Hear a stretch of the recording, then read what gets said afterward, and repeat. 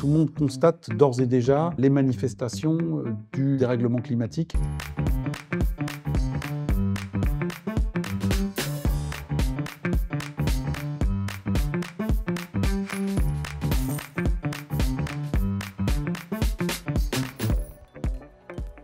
Les Français ont constaté que de sommets européens en COP19, en COP21, c'était souvent la montagne qui accouchait d'une souris.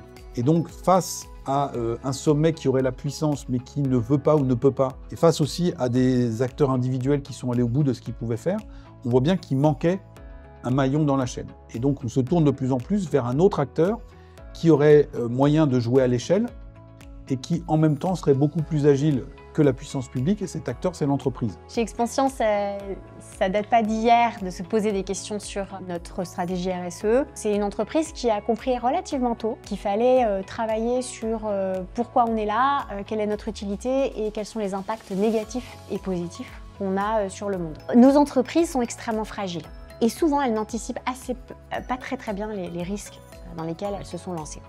Et donc, ces quelques crises qui se sont succédées ces dernières années, ces 5 dernières années, nous ont poussé à créer une cartographie de nos risques et de nos dépendances.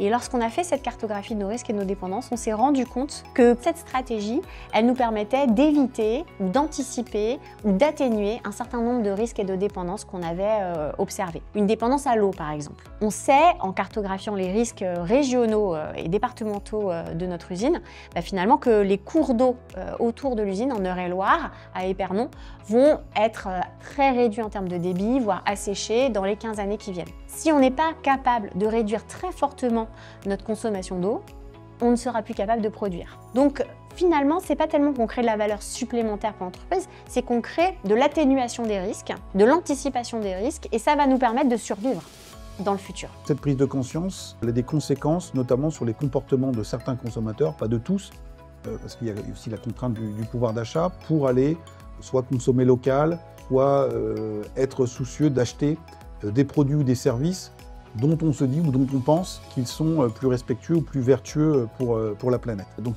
il y a ce frein-là qui est majeur. Il y en a un deuxième, c'est celui des habitudes. Ça fait maintenant 60 ou 70 ans que la société française vit dans un modèle qui est hyper consumériste. Et donc ça, c'est pas uniquement une question d'argent, c'est une bataille culturelle en fait. Aujourd'hui, il y a tout un travail de reconstruction de nouveaux récits à faire. Moi déjà, la notion de croissance verte m'exaspère parce que je pense que la notion de croissance, en tout cas volumique, est problématique quand on veut être compatible avec les limites planétaires.